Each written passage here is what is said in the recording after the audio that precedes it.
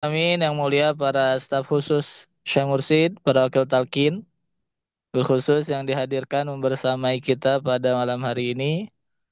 Yang mulia Romo Kiai Haji Anang Asy'ari, Kiai Haji Mahya, juga Kiai Haji Mustafa Al-Maduri, beserta para wakil talqin yang lain, kita senantiasa kita doakan diberikan kesehatan dan kekuatan untuk selalu khidmat kepada guru mursyid. Para kiai, para asatidz, para ikhwan dan akhwat, siapa saja yang telah membantu terselenggaranya manakib online pada malam hari ini. Wabil khusus, kita sangat berterima kasih kepada pemangku hajat pada malam hari ini, yaitu Ibu Hajah Kartini Zulfan. Kita berterima kasih dengan mendoakan semoga segala hajat-hajatnya dikabul oleh Allah. Bapak, Ibu, ikhwan dan akhwat yang dimuliakan oleh Allah, manqobah yang dibacakan di bulan ini, kedua manqobah tersebut di antara pelajaran yang bisa kita ambil, meskipun sepenuhnya bisa jadi kita sepenuhnya tidak mengerti.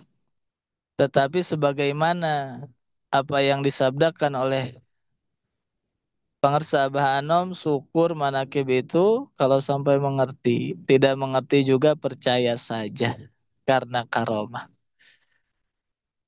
Tetapi di antara pelajaran yang bisa kita ambil bahwa kedua manqobah di bulan ini antara Syekh Ahmad Kanji, Syekh Abdul Qadir, dan juga Abi Ishaq Al-Maghribi menunjukkan bagaimana hubungan muamalah, hubungan antara guru dan murid di dalam thariqah. Bagaimana antara guru dengan muridnya, antara guru mursyid dengan muridnya, la masafata bainahuma. Tidak ada jarak antara keduanya, antara guru dan murid. Bahwa seorang guru mursyid senantiasa mengawasi muridnya. Bahwa seorang guru mursyid senantiasa tahu apa yang sedang dihadapi oleh muridnya. Bukankah ketertarikan Syekh Ahmad Kanji di dalam manqobah itu dikatakan merasa lebih mencintai, lebih disukai, bahwa thariqah Syekh Abdul Qadir lebih disukai oleh Syekh Ahmad Kanji. Bukankah itu adalah af'alul qulub, perbuatan hati. Tetapi apa yang terbersit di dalam hati Syekh Ahmad Kanji diketahui. Di dalam redaksinya pun dikatakan diketahui. Menggunakan kata kerja pasif, diketahui oleh gurunya Abi Ishaq Al-Maghribi. Bagaimana tidak ada jarak antara guru dengan murid. Tidak sebatas itu. Setelah mengetahui apa yang terbersit di dalam hati Syekh Ahmad Kanji, apa yang dikatakan oleh Syekh Abi Ishaq Al-Maghribi, ia memberikan bimbingan kepada Syekh Ahmad Kanji.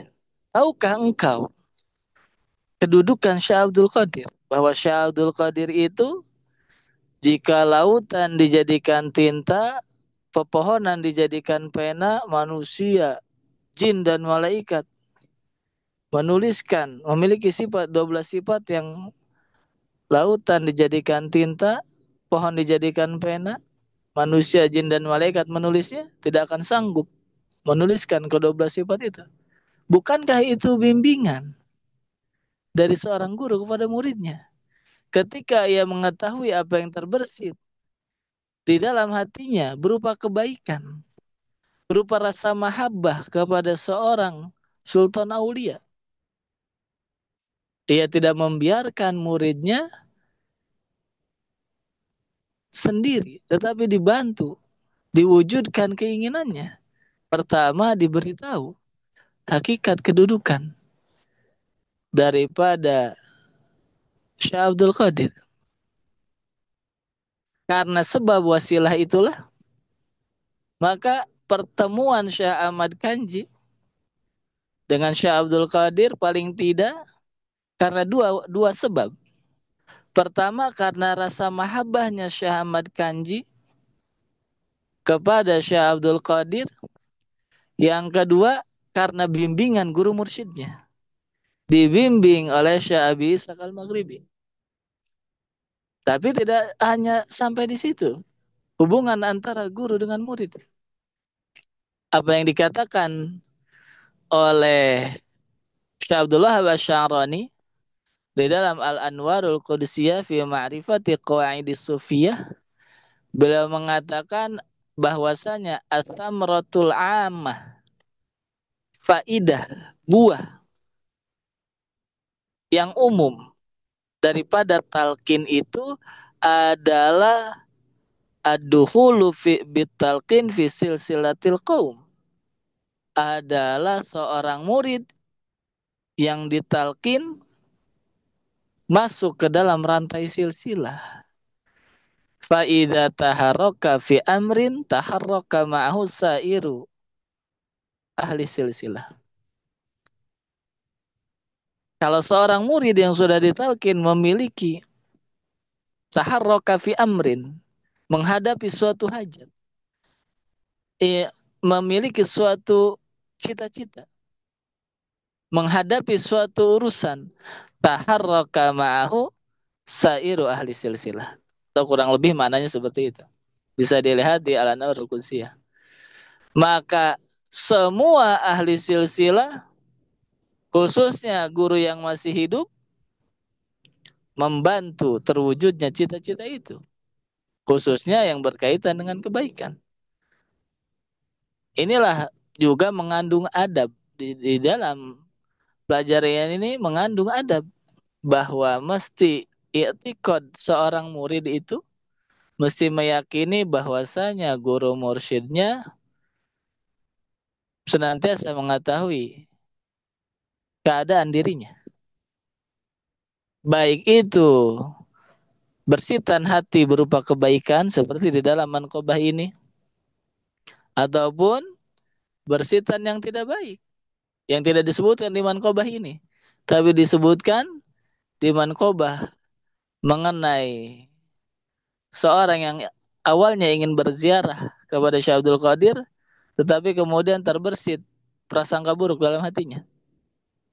Bahwa seorang mursyid mengetahui bersitan isi hati muridnya. Tidakkah kita perhatikan firman Allah, wa qul i'malu fasayarallahu amalakum wa rasuluhu wal mu'minun, atau 105.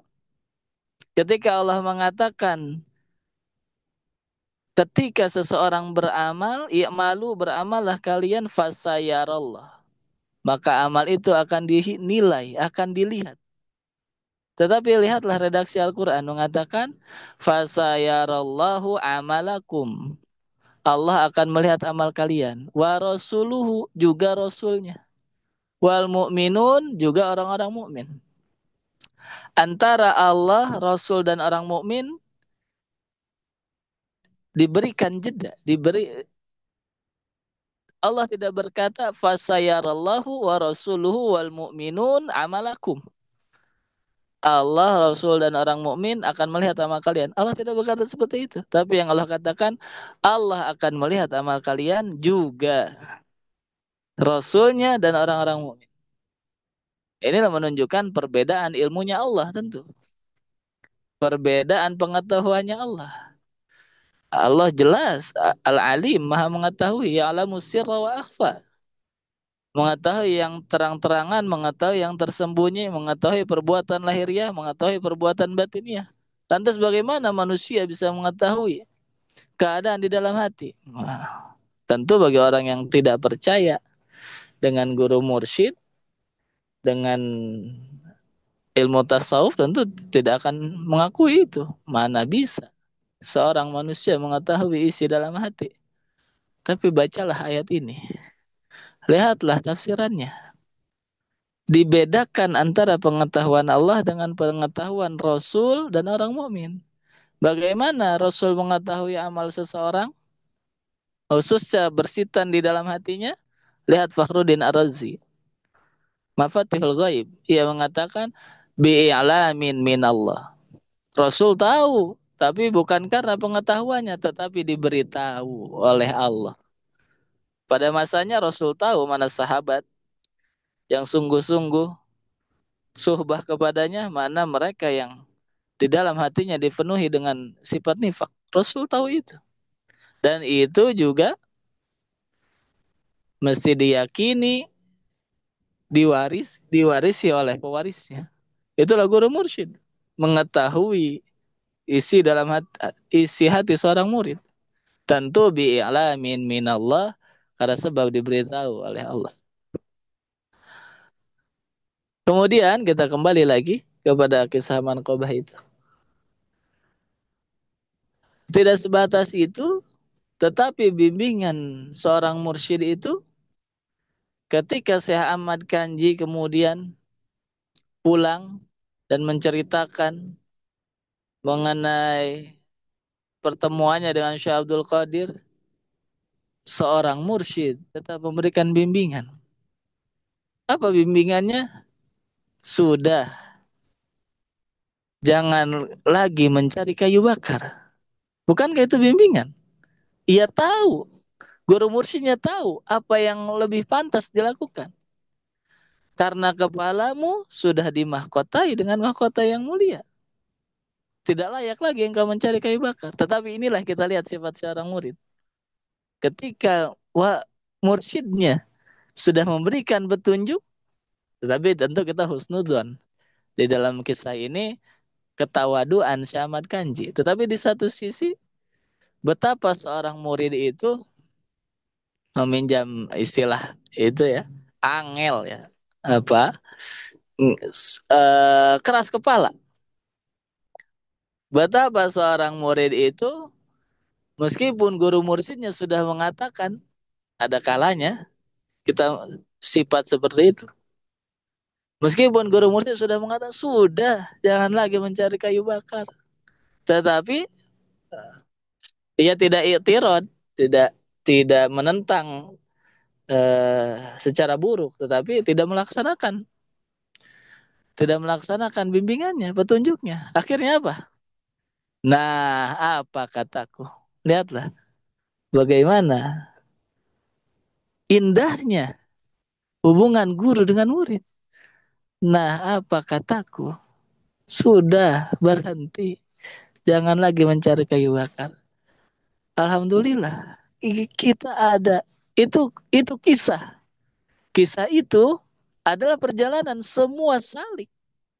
Perjalanan semua murid. Disadari atau tidak, menyadari atau tidak. Nah, sebagaimana terwujudnya cita-cita Syekh Ahmad Kanji bertemu dengan Syekh Abdul Qadir, di beberapa pertemuan yang lalu dikatakan adab itu, wa ayatakida annahu la yahsula muraduhu illa ala yadi. Mesti yakin tidak akan tercapai segala murad keinginan seorang murid, hajat apapun yang diinginkan, khususnya kebaikan, tidak akan terwujud, tidak akan tahakuk, tidak akan hasil, tidak akan bisa dia raih illa ala yadi, melainkan mesti diyakini karena sebab keberkahan guru mursyidnya, karena sebab dibantu oleh guru mursyidnya. Apa yang sudah kita terima, segala pencapaian sehingga detik ini, segala prestasi, materi, kemuliaan, mesti diyakini itu buah keberkahan daripada guru mursyid. Dan segala cita-cita yang belum terwujud hari ini, yakinilah tidak akan bisa terwujud kecuali kita senantiasa robitoh kepada guru mursyid kita. Tentu kita yakin itu semua dari Allah. Tetapi inilah wasilah. Guru mursyid itulah wasilah. Jangan menjadi murid yang sombong. Tidak mau berwasilah dengan guru mursyidnya. Ia lupa kepada gurunya. Fa'idha dzakarahu kana yastaghisuhu aw la yastaghisuhu fasyaikhuhu ya'rifu muradah. Rabiul Awal. Bab tentang Rabithah. Fadlul Syuhur. Kalau seorang murid ingat Rabithah, sederhana ingat kepada gurunya, kana yastaghisuhu, mau dia beristighosah, Abah tolong saya, Abah saya punya hajat, Abah mau ia ucapkan itu di lisannya, aula yastagithu, atau ia diam saja. Dan ini yang lebih baik. Boleh kita berkata, Abah tolong saya, aula yastagithu, atau ia lebih memilih beradab. Ia diam. Karena syaihuhu fa syaihuhu ya'rifu muradahu. Ketahuilah, guru mursyid tahu apa yang diinginkan, apa yang terbesit di dalam hatinya. Terakhir pelajaran daripada uh, manqobah yang terakhir khususnya, hasanatul abrar sayyiatul muqarrabin. Kebaikan bagi orang abror, bagi orang yang sudah dimuliakan derajatnya oleh Allah menjadi muqarrabin, itu tidak lagi berupa kebaikan, sudah tidak layak lagi dikerjakan. Mestinya mengerjakan sesuatu yang lebih baik. Dulu Syekh Ahmad Kanji sebelum bertemu Syekh Abdul Qadir, ia memang sudah biasa mencari kayu bakar. Tetapi lihatlah setelah pertemuannya dengan Syekh Abdul Qadir, guru mursyidnya sendiri yang mengatakan, engkau sudah tidak layak mencari kayu bakar. Kebaikan yang dulu biasa dikerjakan ketika sudah diangkat derajatnya oleh Allah, sudah tidak layak dikerjakan. Mesti mengerjakan sesuatu yang lebih baik. Tentu ini sangat bisa digali pemahaman, atau kita mohon kepada Bang Sahabah untuk dibukakan futuh, tentu sangat dalam ilmu daripada isyarat yang ada di dalamnya. Di dalam mana hasanatul abrar sayatul muqarrabin itu. Paling tidak contoh sederhana,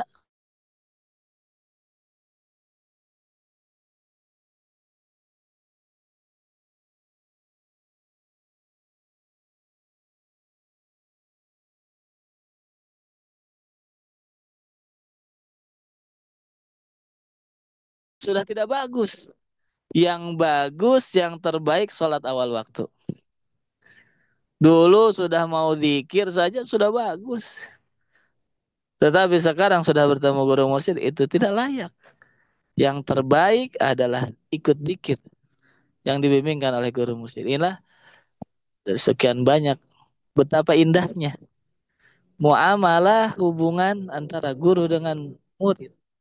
Bahwa guru senantiasa membersamai muridnya. Bukankah itu kabar gembira bagi kita yang sedang memiliki hajat, menghadapi urusan? Tentu dalam hidup ini kita tidak bisa lepas daripada wasilah, yaitu guru mursyid.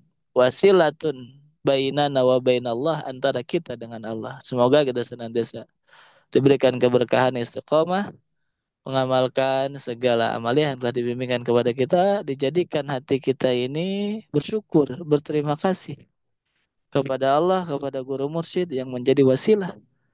Alhamdulillahilladzi faddalana ala katsirin min ibadihil mu'minin. Mohon maaf atas segala kekurangan. Hadanallahu ya ajma'in.